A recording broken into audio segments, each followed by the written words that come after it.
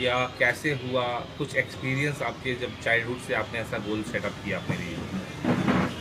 बचपन में मेरे फादर ने मेरी न्यूज़पेपर रीडिंग की हैबिट डाली थी, और जब आप न्यूज़पेपर खोलते हैं तो सबसे ज़्यादा आपको लोकल न्यूज़ में दिखता है कि कैसे डिस्ट्रिक्ट मजिस्ट्रेट्स ने ये काम किया, एसपी ने ये काम किया।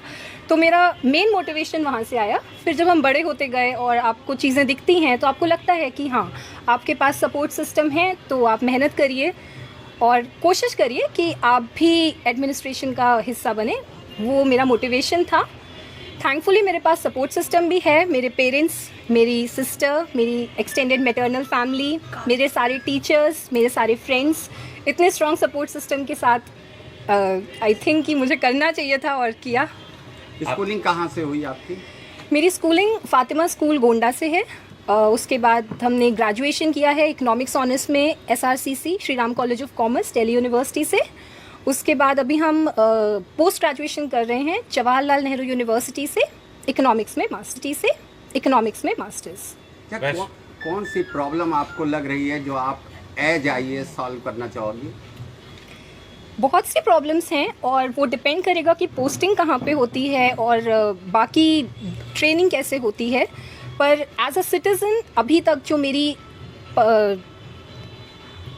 आंखों में सबसे बड़ी प्रॉब्लम है वो है बेसिक एजुकेशन और हेल्थ पे काम करना, particularly women education and women health पे काम करना। आपने प्रिपरेशन वगैरह कहाँ से की 12th के बाद? लाइक ग्रेजुएशन के बाद आपने प्रिपरेशन कहाँ से की? प्रिपरेशन के लिए 1 साल हम दिल्ली में थे। बहुत सारे कोचिंग इंस्टीट्यूट से आपको हेल्प मिलती है, आप मॉक्स देते हैं, मटेरियल यूज़ करते हैं, तो बहुत सारे का योगदान है। बट ओवरऑल सेल्फ प्रिपरेशन ही होती है। एटलीस्ट मेरी जर्नी में सेल्फ प्रिपरेशन रही है। उसके बाद कोविड आ गया तो हम 2 साल से घर पे ही थे, और उसके बाद फिर मास्टर्स करने के लिए अभी हम फिर से दिल्ली में ही थे। तो दिल्ली गोंडा ऐसा रहा, पर मोस्टली सेल्फ प्रिपरेशन ही रही है। वैष्णवी, आप जैसे कि एग्जाम्स की बात हो रही है, तो आपने जैसे कि IAS का एग्जाम दिया, इसके अलावा कोई और एग्जाम्स आपने अटेम्प्ट किए हैं? अभी जैसे हमने आपको बताया कि मेरा बचपन से सपना था सिविल सर्विसेज, पर्टिकुलरली IAS। तो हमने अपने आप से ये वादा किया था कि एटलीस्ट 2 मेंस लिखने तक हम किसी भी और एग्ज़ाम में या कोई भी और आगे की स्टडीज़ में नहीं जाएंगे, क्योंकि ऐसा हमें लगता था कि हम साथ में 2-3 चीज़ें नहीं कर सकते हैं।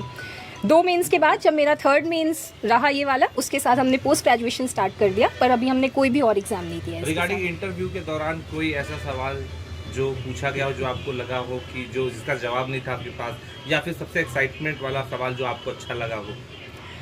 जवाब नहीं था कि भी बहुत सारे सवाल थे। फॉर एग्ज़ाम्पल मेरे से एक बहुत बेसिक सवाल पूछा गया था अकाउंटेंसी का, जिसको हमने क्लास 11th और क्लास 12th में पढ़ा है कि मेमोरेंडम ऑफ अंडरस्टैंडिंग और आर्टिकल ऑफ एसोसिएशन में क्या डिफरेंस होता है। हमें नहीं पता, याद नहीं था, तो आई सेड सॉरी।